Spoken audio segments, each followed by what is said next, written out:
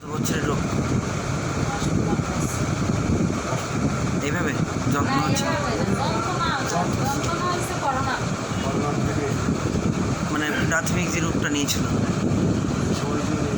তারপর তোমার প্রথমে কি পানের অভ্যাস ছিল? তোমার এই রোগটা থেকে তুমি যাও না, হয় তোমার রোগটা আমি তোমাকে প্রকাশ করে নিই, করবো না এখন।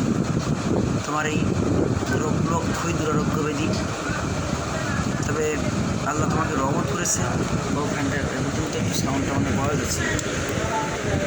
আল্লাহ তোমার রহমত করেছে, এটা হচ্ছে বড়ো কথা।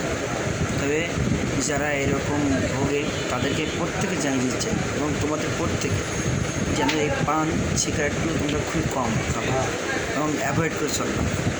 পাশাপাশি প্রত্যেকের উদ্বুদ্ধ করবা যাতে মানুষ যেন হোমিও চিকিৎসা আসে, কারণ তুমি এখন লক্ষ লক্ষ টাকা খরচ করছে এবং গরিব মানুষ পারবে কোথায় টাকা পাবে? তোমার দেখো কম টাকা চিকিৎসা করতে পারবো না। আমি এরকম দেখেছি, বললাম ওই যে লিভার ক্যান্সারটা রোগী দেখলাম, তারপরে এই যে পিত্তল থেকে ক্যান্সার হয়ে পড়ছে, এরকম অনেকগুলো রোগী। খুব ভালো লাগে, এই জন্যই আমি সবসময় চেষ্টা করি তোমাদের কল্যাণ